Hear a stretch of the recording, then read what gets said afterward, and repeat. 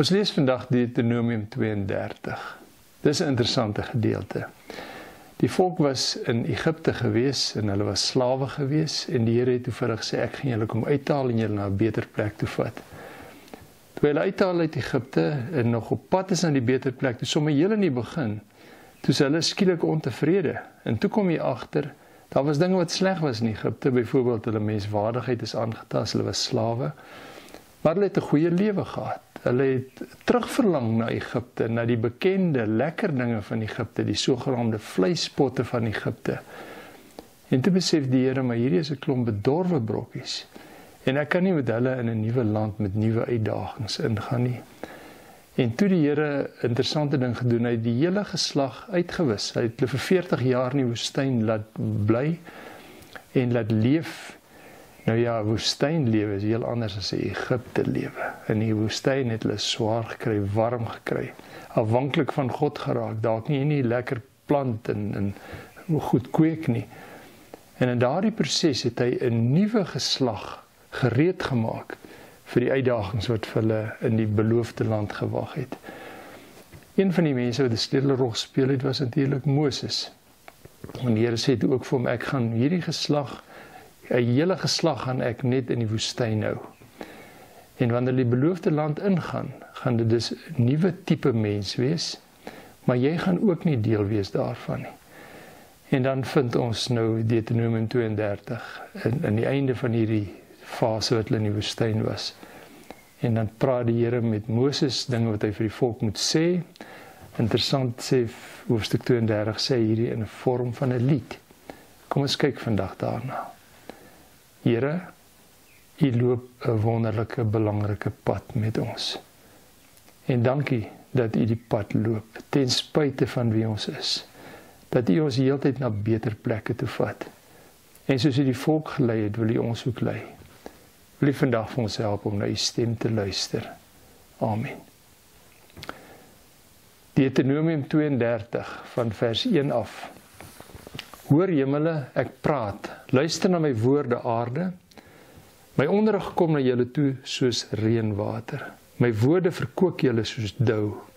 Soos sagte reëns op die grasies, soos reënbuie op die graan.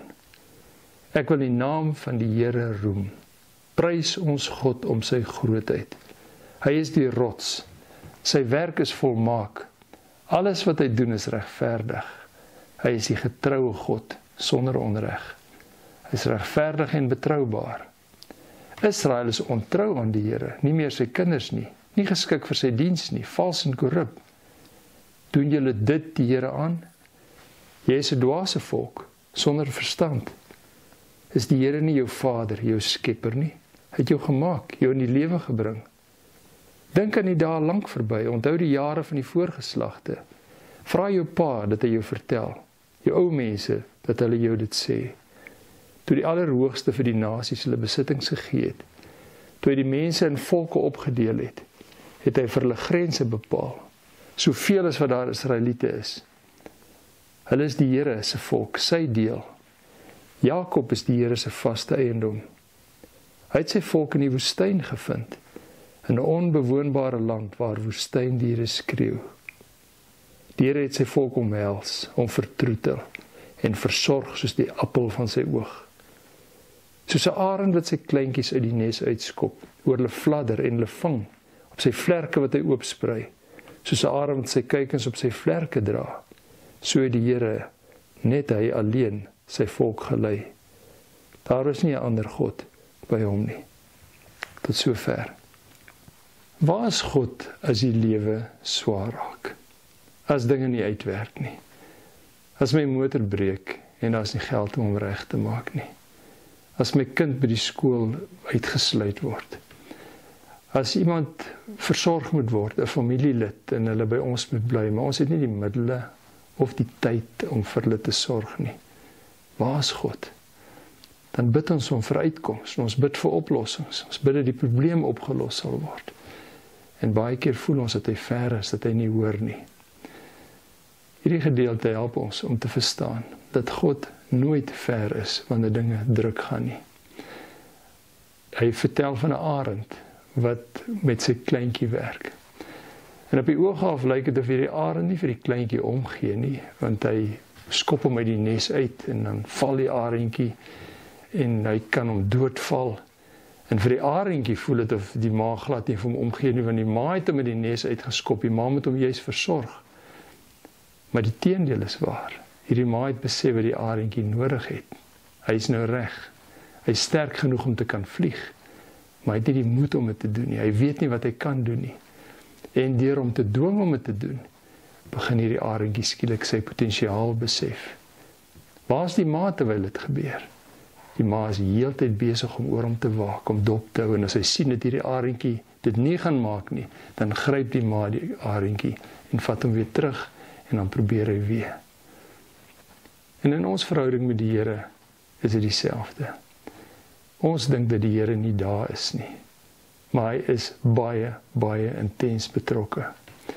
Want sien, ons wil hê dat hy die probleem vir ons oplos, dat daar skielik geld sal kom, dat daar skielik gesondheid sal kom, dat 'n wonderwerk sal gebeur. En min besef ons dat die eintlike wonderwerk is, dat die God van die heelal saam met my in my moeilikheid gaan. Hy waak oor my, hy los my. Soos met 'n kind. Hulle sê dat 'n mens niks vir 'n kind moet doen wat hy vir homself kan doen nie. Want deurdat hy uitdagings hanteer, begin hy skielik vaardighede te leer om die lewe later te kan hanteer. Iemand het mooi beskryf, die ander beeld, die van die arend wat nou lyk of hy hard is die van 'n kat, hoe 'n kat sy kleintjie versorg. 'n Kat vat die klein katjie aan sy nekvel en dan draai hom en sit hom neer waar hy moet wees. Die kleintjie het geen aandeel nie, die ma doen alles vir hom. Daarteenoor is die arend die een wat sy die kleintjie in staat stel om te leer. Ek het nou eendag 'n video gesien van 'n arend toe die arendjie nou begin vlieg. En nou sukkel hy, jy kan sien hoe sukkel hy en hy is onstabiel en onvas, so teen die wind. En die volgende oomblik draai die arendjie om en hy's wind af, maar toe is dit chaos. Die arendjie het geen beheer nie, jy sien net hy's rol en is onderste bo. In alles, terwyl daar chaos by hom is en vir hom voel is die einde. Is die ma heeltyd besig om te sweef oor die arendjie, oor hom te waak en te wag as die tyd nodig is, sal die ma hom gaan help. En dis hoe die Here is. Hy vorm ons. As twee laerskoolkinders met mekaar praat oor hoe verskriklik hulle lewe is, en een van die ander sê, dis so onbillik, gister moes ek gestudeer het, terwyl my maats lekker gespeel het, ek het die wreedste ouers wat daar is. Van ander een wat sê, dis nog niks, maar jy weet hoe hard moes ek geoefen het, terwyl die ander gesit het en chips geëet het. Die ironie is, dis juist wat hulle nodig gehad het. Hulle moet die lewe in sy hartheid beleef en ontdek. Maar dit moet nie te swaar wees om dit te hanteer nie. Dit moet nie so swaar wees dat ek gaan ondergaan nie. En dis waar die Here sê, ek sal jou nie los nie. Ek sal jou nooit los nie. Die swaar is deel van jou vorming. Die swaar is deel om jou die vaardighede te leer, om later beter aan te gaan. En dis hoe dit met 'n kind is. As die kind maar net by die ma kom en vir die ma sê, daar's iemand by die skool wat my boelie, en die ma sê vir hom, gee my die nommer van die boelie, ek sal hulle nou bel net vir jou uitsorteer. En die ma nie die kind gehelp nie. Die ma het die kind gehelp as hy vir hom sê, kom ons praat oor hoe jy dit gaan hanteer. Die versorging van die ouer bestaan daar na die ouer beskikbaar en simpatiek is, maar nie dat die ouer die goed vir die kind hanteer nie. So ons gebed moet nie wees, Here, los my probleme op nie, maak dit maklik nie. Ons gebed moet wees, Here, wil U nooit ver van my wees, wanneer ek swaar dra en sukkel nie. En dis wat die Here ons van verseker. Ek is daar vir jou. Ek is besig om jou te vorm vir nog groter dinge. Dankie, Here, dat ons weet dat U by ons is, dat U ons nooit los nie. Dankie dat U ons sterker en beter maak. En dankie dat al sou die lewe ons bedreig en daar groot dinge is wat vir ons sleg is, dat ons weet, ons lewe is nie in gevaar nie. Ons is besig om beter en sterker te word. U is 'n wonderlike Here en ons eer U daarvoor. Amen.